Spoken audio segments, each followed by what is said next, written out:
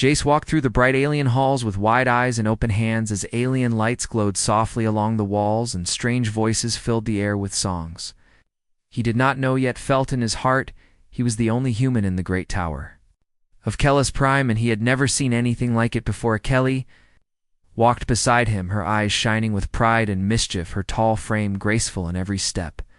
She was one of the warrior daughters of the high bloodline, and she liked this human boy more than she had expected. He made her laugh, which was rare for her.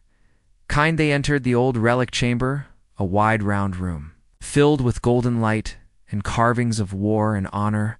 The walls showed stories of battles fought long ago. And in the center stood a tall black armor, with blue lines running through it like lightning trapped in metal.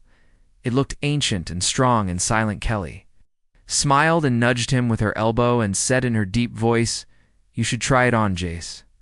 Just for fun, it will not move anyway. It never does.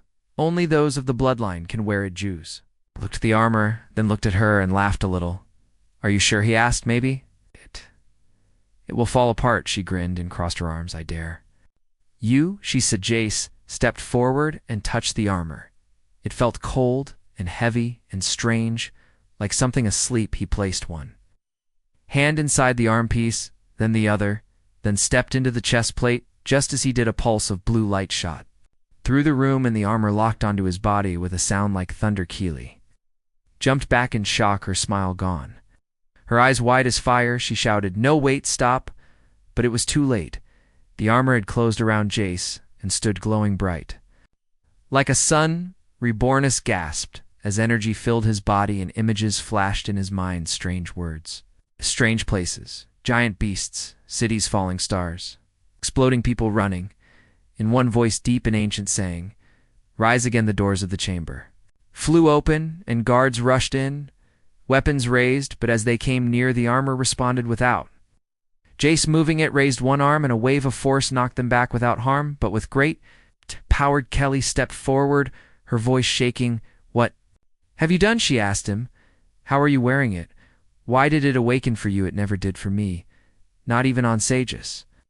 Looked at her with fear and wonder and said, "I do not know. I just put it on. It moved on its own. I did nothing." An old priest entered. Then, his robe dragging across the floor, his face carved with lines of time, he looked at Jace and whispered in the ancient tongue.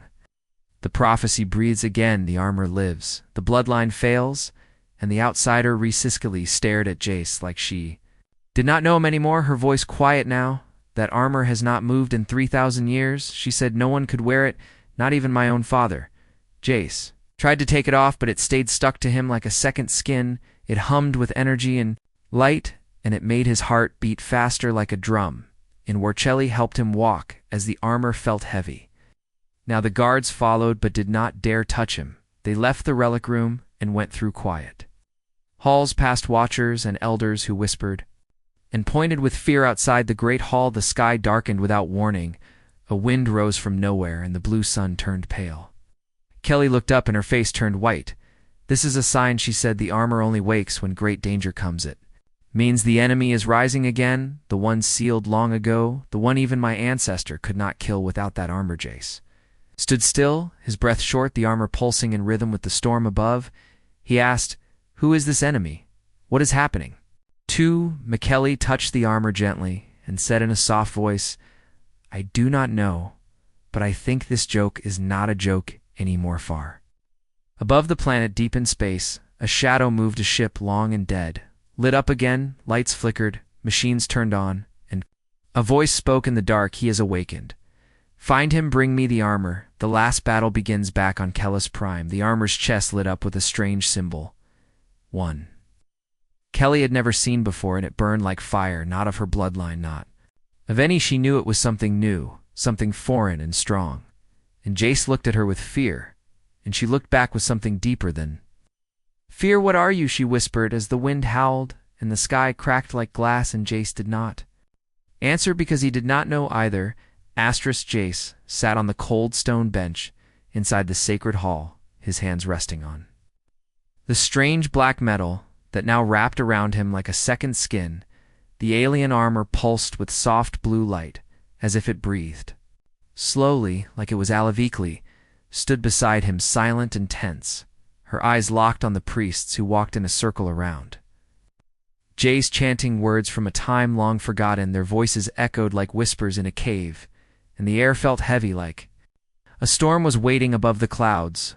The oldest priest stepped forward and placed his hand on the armor, then closed his eyes. His body shook gently as visions poured into him, flashes of stars and blood and a shadow that swallowed light whole. Pulled his hand back and looked at Kelly with fear. "This is not just the armor of your ancestor," he said. "This is the last key to the ancient prison, the final door to what we locked." Away Kelly stared at Jace, the weight of those words pressing down. On her chest she asked quietly, "What does it mean? Why him? He is not of our kind, not of our blood." The priest replied slowly, "The armor chooses by truth, not blood it seeks. The one who holds the heart of a warrior, not the name of a line in this one." He pointed to Jace holds. The flame Jace looked at Kelly and said, "I did not ask for this. I was only trying to make you laugh." "I never wanted any of this," Scaly gave a small nod, her face softening a little.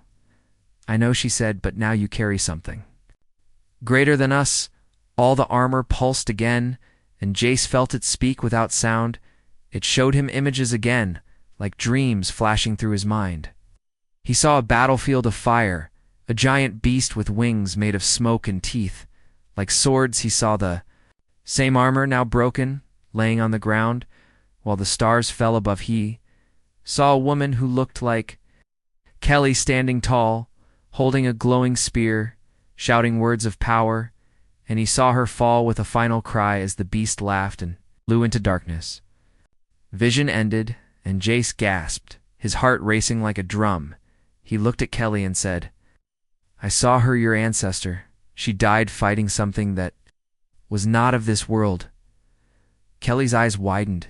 "You saw her? How is that possible? The armor only shares memory with the chosen bearer. The armor remembers what it fears most and shows it to the one who must face it again." Jace stood slowly as the armor adjusted around his legs and arms, making no sound. It moved with him like water, but strong like stone. "I do not know how to fight," he said. "I do not even know how to use this." Think Ellie stepped closer, her voice calm and strong then. "We'll teach you," she said. "We will train like the warriors of old. You carry my blood's legacy now, and I will not let you face it alone." Outside the sacred hall, the sky had cleared, but far beyond in deep space another moment was unfolding. A dead moon turned its face toward a beacon, now lit, a signal once buried, now active again, and on that moon something old and angry opened its eyes. The one named Vornok rose from his resting place. Armor made of bones and black light covering his massive frame, he felt the armor awaken and smiled a cruel smile. "The boy has it," he said. "The fire returns. The final game begins back." On Kellis Prime, Jace followed Kelly through long hallways and into a wide training dome, the floor made of smooth stone, the walls marked with scars from blades and blasters. Kelly grabbed 2 staffs and tossed one to Jace. "Catch," she said, and he did. Bear Lached began to show him stances, steps, balance, strikes, and defense, slowly at first, then faster. Her body moved like a song, smooth and sharp. Jace tried to copy and failed again and again, but the armor helped him. It corrected his movements. Gently it guided his steps like a teacher who never grew tired. Day turned to night as they trained under red moons. Kelly's expression hard but proud, Jace's body aching but stronger with each hour. The next morning, Kelly and Jace stood on a high balcony looking at the city below, full of alien life ships flying between towers, people walking unaware of what was coming. Kelly turned to him, her face serious. "We must find the lost temple," she said. "It holds the last memory of the armor and the first map to where the true enemy sleeps." Jace nodded, the armor buzzing softly under his skin. "I feel it pulling me," he said, like a voice calling from the star. Skelly placed her hand on his shoulder, then let it fall. "We will go together," she said, "and we will not return without answers." Far away on a black ship shaped like a claw, Vornek watched through a screen of fire. He saw the boy, the armor, the city, and he whispered, "Soon, very soon." Deep in the cold dark of space, a ship shaped like a claw hovered above a dying moon, the sky around it filled with broken rocks and red mist. Inside that ship a figure moved, Slowly through shadows, his eyes glowing like two suns behind a mask of bone and metal. His name was Vornok, and he was not dead, though many had tried to make him so. His armor cracked with ancient power, and his voice echoed without sound. He stared at the star map on the screen, and saw the signal, the one he feared and hated, the one he had waited for. He whispered, "The armor breathes, the fire is alive again." Back on Kellis Prime, Jace sat in the cockpit of a small alien ship. Kelly beside him, her hands moving across glowing controls. She had stolen it from her family's hangar without asking, and now they flew through a sky full of stars, heading toward the lost temple. Jace looked at her with a mix of fear and wonder. He still wore the armor. It had not let go, and now it felt like a part of him, like it had melted into his bones. He said softly, "I feel like it knows where we are." Goon Kelly nodded, her eyes locked on the stars. "The armor has memory," she said, "and it wants to return to where it was made. It remembers the war. It remembers him." Jace asked, "Who is he?" "The one from the vision, the one with wings made of smoke." Kelly hesitated, then said, "His name is Vornok. He was a warlord from beyond the outer void. My ancestor fought him and sealed him away, but she paid with her life." Jace leaned back in the seat, the armor pulsing softly under his skin. He asked, "How did he come here? Where did he come from?" Shelley said, "No one knows. His kind is not from our stars, not from any map or record. He came in silence, brought fire to planets, and left nothing but bones. He was sealed with the help of this armor and the last of the fire temples." Their ship landed on a quiet, green world with high cliffs and soft winds. The temple stood hidden behind trees and vines, its stone walls carved with faces of warriors and monsters. The entrance was narrow and old, but still strong inside. They found statues of armored beings who looked like Kelly and old machines covered in dust and cobwebs. The armor on Jace began to glow and hum brighter than ever before, and the floor opened slowly, revealing stairs made of crystal. They walked down into the heart of the temple, where light danced along the walls, and voices whispered from the past. A large round room waited below, and in the center a crystal tree rose from the ground, glowing with soft blue fire. Jace stepped closer, and the tree responded, its light flashing fast and strong. His armor pulsed, then released a spark that touched the tree, and suddenly the room came alive. The walls showed moving images of battles, ships crashing, warriors fighting in the sky, Vornok standing tall and burning cities with one hand. Jace watched his ancestor fall again and again, until one final blow sealed Vornok inside a prison made of dark stars and fire. Kelly whispered, "That prison is failing." The tree then showed a new vision. Jace standing at the edge of a cliff with Vornok in the sky, the world behind him burning and the armor shining like a second. Sunjis took a step back, his breath shaking. "I cannot do this," he said. "I am not a warrior. I am just a human." Kelly turned to him, her voice firm and calm. "You were chosen not because you were strong, but because you were willing. You stepped forward when you did not have to. That is what makes you more than the others." Suddenly, the temple shook and dust fell from the ceiling. Kelly grabbed Jace and pulled him toward the stairs above them. The sky had turned red. The wind screamed like a beast in the sky above the trees. Vornok's ship appeared, breaking through clouds like a sword of darkness. Smaller ships flew around it, each one shaped like claws and wings. They began to land near the temple. Kylie shouted, "They found us. We need to move." Nojas followed her, running through the forest as blasts of red light rained from the sky. Trees burned, the ground shook, the air filled with the roar of machines and the scream of strange beasts. Jace turned to see a figure flying toward them, black wings spread wide, eyes glowing through the smoke. Kelly pulled him behind him. Rockin whispered, "That is not Vornok, but one of his hunters." The armor lit up again, and energy wrapped around Jace, forming a shield as the hunter landed with a crash and roared with a voice that shook the leaves. Jace looked at Kelly, his eyes wide. "I do not know what to do," she said then. "Let the armor guide you. Trust it like it trusts you." Jace stepped forward as the hunter charged, and the ground shook under his feet. The armor moved with him, not as a suit, but as a part of him. And in that moment, the hunter stopped, as if it recognized the glow in Jace's chest, and it whispered, "You should not exist." Asterisk, the wind roared through the trees as the hunter charged again. Claws-out eyes burning with red light, its body covered in black armor shaped. Like bone, Jace stood still, heart pounding as the alien armor around him hummed, louder than ever, blue light flowing through every line. Across his chest, arms, and leg, Skelly shouted his name from behind the rock, but Jace could not move, his body frozen.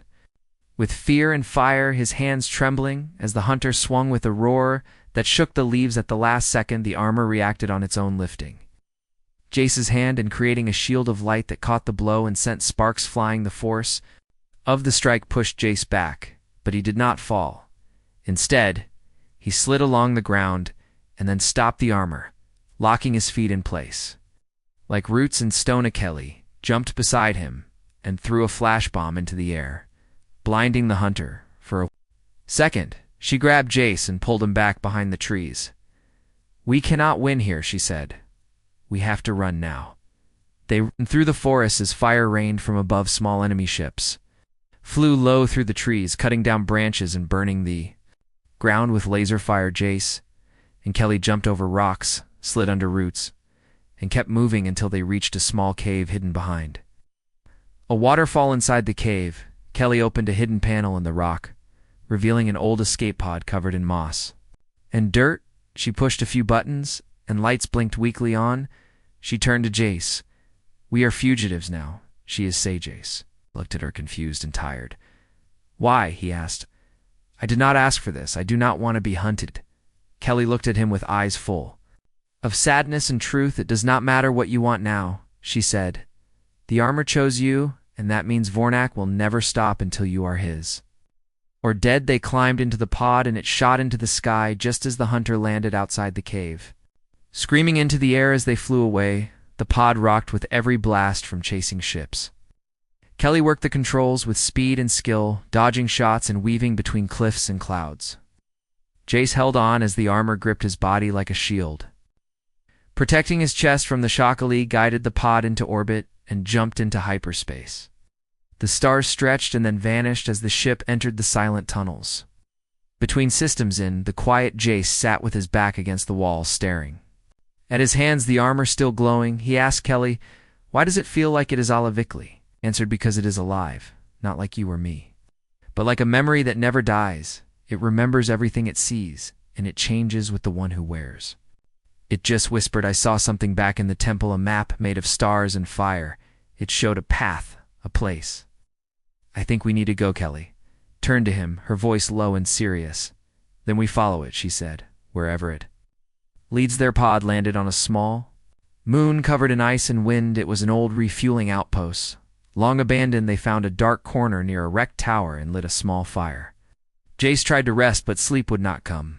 The armor began to hum again, and Jace closed his eyes. Images filled his mind, stars falling, planets dying, and the face of Vornak staring at him through smoke and shadow. The voice of the armor spoke softly, not in words, but in feeling. He woke with a gasp, and Kelly stood over him, sword in hand, her ears raised. "Something is out there," she whispered. They moved through the snow, slowly silent, until they saw it, one of the small hunter scouts moving between broken machines, its eyes scanning, its claws dragging across the metal. It had found them. A gang. Kelly drew her blade and moved to attack, but Jace held her back. "The armor is calling to it," he said. "Maybe I can stop it without fighting." Jace stepped out into the open, and the scout turned its head, the light in its eyes flickering. It stepped forward and then knelt down slowly, placing its hand over its chest. Kelly stared in shock. "What is happening?" she asked, looked down at his hands, the armor glowing bright and strong. "I think it sees something in me," he said. "Maybe it sees a new master." The scout looked up and said one word in a broken voice. Common. Jace nodded and whispered, "Follow now," with the scout behind them. Kelly and Jace left the moon on a stolen ship, moving toward the next point on the star map. Every system they passed showed signs of chaos. Small planets burning strange signals in deep space, reports of Vornak's forces moving against them. Galaxy was changing, fear spreading with every whisper of the armor's return. Kelly looked at Jace and said, "They will come for you more and more." Each day just looked into the stars ahead and said, "Then we will be ready." The stars above were silent as Kelly and Jace reached the forgotten world known only in whispers and broken records, a place wiped from the maps. Place the armor called home, the stolen scout ship floated down slowly through thick golden clouds. Until the ground came into view full of mountains and glowing rivers and broken ruins, they landed near a cliff where the rocks, curved like blades reaching for the sky, and walked until they found the edge of a great canyon hidden by time and dust. And thick vines, the armor pulsed with light guiding. Jace forward with quiet strength, Helly followed him in silence, her eyes scanning the strange stone around them, every wall carved with symbols and figures of warriors with burning eyes and beasts. With wings of fire at the bottom of the canyon, they found a wide gate half buried in the earth, shaped like a circle with sharp lines and a single mark glowing in the middle. The same mark that had burned on Jace's chest back in Kellis's prime. He placed his hand on the gate and it opened slowly, the sound deep like thunder underwater. The wind stopped and the air grew warm, and the light inside felt older than the stars. They stepped into the hidden temple where time felt frozen, where nothing moved but the dust in the air, the walls covered in carvings of the First War, the rise of Vornok, and the fall of great cities, all shown in soft blue lines that danced when the armor came close. Carelessly touched one wall and her hand shook. "This is the place," she said. "This is where the armor was." Born just stepped into the center of the chamber, where a wide platform waited surrounded by tall statues, each one shaped like a warrior wearing the armor like him, but with different faces, different bodies, different eyes. He placed both hands on the center stone, and the floor lit up the statues, glowing with the same blue light. Then a figure appeared in the air, made of energy and memory, a woman with long armor and eyes like fire. Kelly stepped back. In shock. "She looks like my ancestor," she said. "But she is not." The figure looked at Jace and spoke not in words but in thoughts and feelings. It showed him the creation of the armor forged from light and sorrow, made to protect, not to rule. It showed the fall of the old warriors one by one, until only her memory remained locked in the stone, waiting for the one who would come not from blood but from spirit. Jace saw himself through her eyes, saw how he stepped into the chamber with no pride, no greed, only wonder and laughter, and the armor chose him not for strength, but for truth. Glee asked, "Why now? Why has it awakened after all this time?" The figure turned to her and showed a new vision. A prison cracking open, a hand of shadow reaching out, a face with eyes like black suns. Vornok walking again through fire and fear. Jace pulled back, his breath short, the vision gone, but the fear still in his bones.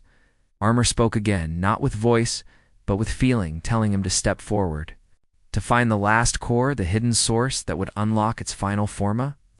Hidden door opened behind the platform, and Kelly and Jace walked through it, the path narrow and cold and full of carvings that glowed as they passed. At the end they found a chamber full of crystals and machines pulsing with blue fire in the middle.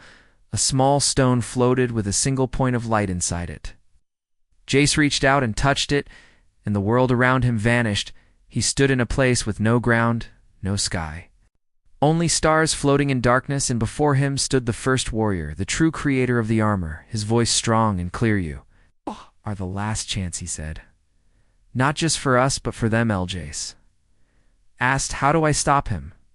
How do I stop Vornok?" Warrior replied, "By becoming more than you are, by letting go of what you were, and accepting what the armor makes you to be." Light grew brighter, and the core melted into Jace's chest, the armor changing around him, becoming sharper, stronger, flowing like water and shining like fire. He fell to his knees, and Kelly rushed to him, placing her hands on his shoulders, her voice full of worry. Jace looked up, and his eyes glowed with new light. "We have to go," he said. "He knows we are here far above in the sky." Vornok's ship entered the orbit of the forgotten world, its claws open, its weapons ready. Its captain, watching through a screen made of bone and flame hay, smiled as he saw the new form of the boy, the glow in his armor, the power in his step. He whispered, "Almost ready." The air over Khalees Prime cracked with thunder as black ships covered the sky, their engines screaming through the clouds, their shadows falling over every city, every mountain, every home. The people looked up in fear while sirens cried out across the towers. Jace stood at the edge of the landing deck, his new armor glowing like a living star. Kelly beside him, her sword drawn, her eyes locked on the sky as the first wave of enemy ships broke through the defense walls. Council had begged for help. Their pride now swallowed by panic, they had once wanted to hand Jace over, but now they needed him more than anything. Kelly placed a hand on Jace's shoulder and said, "You do not need to fight for them, but fight for the people. Fight for the children below who do not even know what Vornak is." Just looked down at the city lights flickering as enemy drones began to land. They had no more time to think, only time to act here. Stepped off the deck and soared into the sky, the armor lifting him high with flames trailing behind the drones, turned toward him and opened fire, but the armor reacted faster, spinning shields around him and firing bursts of blue energy that struck down ships one by one. Kelly followed him riding a storm cycle, her blades slicing through the air as she crashed into enemy troops that had landed near the palace. She moved like fire, her strikes fast and her eyes cold. The battle spread across the sky as more warriors joined Jace. Aliens of different kinds who had once feared him now followed him, their ships flying behind us like stars chasing a comet. Jace led them through the heart of the storm, blasting the enemy command ships with waves of light that burst from his chest like thunder. Vornak's ships returned fire, but Jace moved like wind, guided by the armor, like it knew what would happen before it did. Kelly watched him fight and felt something deep inside her, a mix of pride and fear. The human she once joked with was now something else, something stronger. On the far side of the city, the ground opened, and a giant black war machine rose from the earth covered in spikes and dark symbols. Vornak's elite general stepped forward, tall and armored, his face hidden behind a mask shaped like a skull. He pointed toward the sky and shouted in a deep voice, "Bring me the one with the fire. Bring me the human." The general jumped into the sky using gravity boots to fly up toward Jace's fists glowing with red fire, and his voice full of Raja saw him coming and flew straight toward him. Their collision shook the air, sending a shockwave that shattered windows for miles. They fought high above the clouds, fists and energy clashing in bursts of color. The general stronger but slower, Jace faster and brighter with every strike, the armor adapting, shifting, growing wings of light and shields that moved on there. Kelly joined the fight from below, throwing her blade upward where it caught the general's shoulder and burned through his armor. He roared and knocked her back with a wave of dark force, but she caught herself and returned to the battle. Jace used the moment to strike the general in the chest, sending him falling through the sky into the burning forest below. The armor pulsed and whispered to Jace, "The true one comes now." New ship appeared above the clouds, massive and silent, shaped like a serpent of metal. It opened and a single figure floated down, surrounded by black fire. Vornak had arrived. Kelly froze as she saw him, her body remembering the vision from the temple, her ancestor falling in battle. Her heart pounding, Jace landed beside her and took her hand. "We stop him here," he said, "or we lose everything." Floated closer, his face still hidden, his voice like cold steel. "You wear the armor, but you do not understand it. You are nothing but a boy playing with fire." Jace stood tall. "I am more than you think I am, and I am not alone." Vornak raised his hand and the ground cracked, dark roots of shadows spreading across the city, pulling down towers, turning the sky black again. The armor on Jace's body began to glow, hotter than ever, the blue light now mixed with gold, his eyes shining as the final level unlocked. Keely stepped beside him, ready to fight even if the end was near. Mir Monek smiled behind his mask and said, "Then come and show me what your fire can do." As the sky tore open above them and the battle began again, the people below watched as a human in alien armor and a warrior princess rose into the sky like stars made of flame. The sky was no longer blue, it had turned to fire and shadow as Jace and Vornak clashed in the air high above Kellis's prime, their bodies glowing with power, one burning bright like a star, the other dark like a black hole. Each strike shook the sky. Each wave of energy cracked the ground. Bellocelli flew through the smoke on her storm cycle, cutting through Vornak's drones, her blade slicing metal like paper, her eyes never leaving Jace as he fought alone against the being that had ended her. Ancestor, the being who had destroyed worlds without mercy, Jace shouted as he threw a blast of light toward Vornak, but it bounced off the dark shield that covered the ancient warrior. Vornak laughed and rushed forward, grabbing Jace by the chest and hurling him into a mountain, the stone breaking like glass under the impact. The armor screamed with light and heat wrapping tighter around. Jace healing his wounds and giving him breath, he stood up from the dust and raised his hand, calling the energy from the core deep inside his chest, and then flew back into the battle.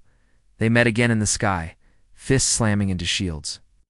Kicks sending shockwaves through the clouds, the stars above dimmed as their power grew brighter in the people.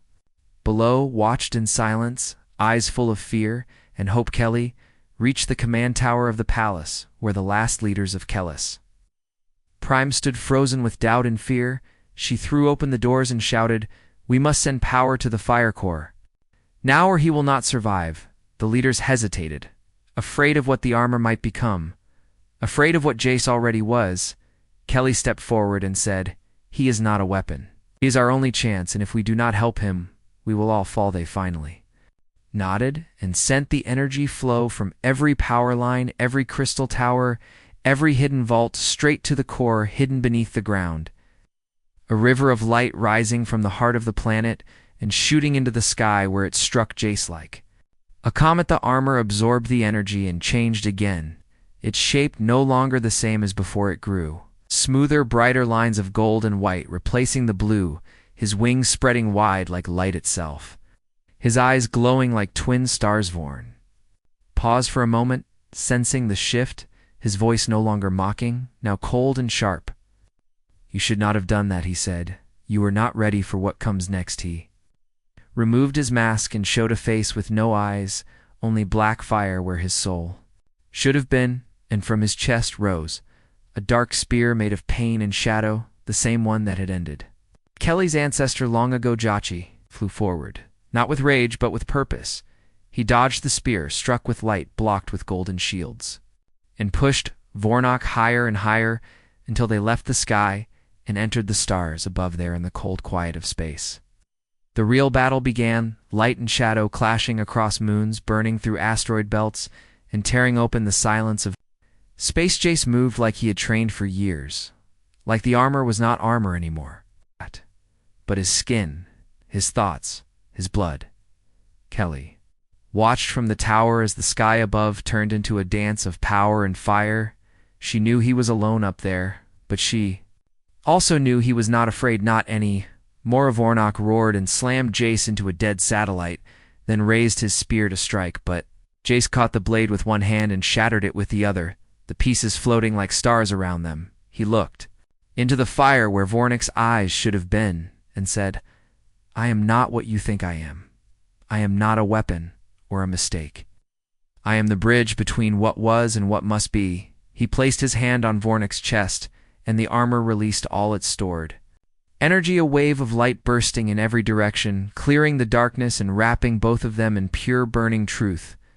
When the light faded, Jace floated alone in space, the pieces of Vornak drifting like dust, his voice gone, his presence broken, his shadow no longer reaching the stars. Jace returned to the city and landed on the highest tower, where Kelly waited.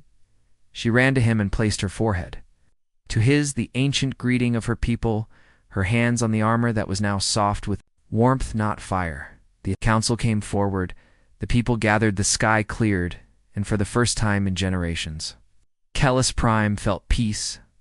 Jace looked out at the stars and said quietly, "He is gone, but others will come, and when they do, we will be ready." Kelly stood beside him, strong and proud, and said, "You are no longer just human, and you are no longer alone." The armor pulsed one last time, not with warning, but with peace, and in the sky above the stars seemed to shine brighter, as if the galaxy itself now remembered his name.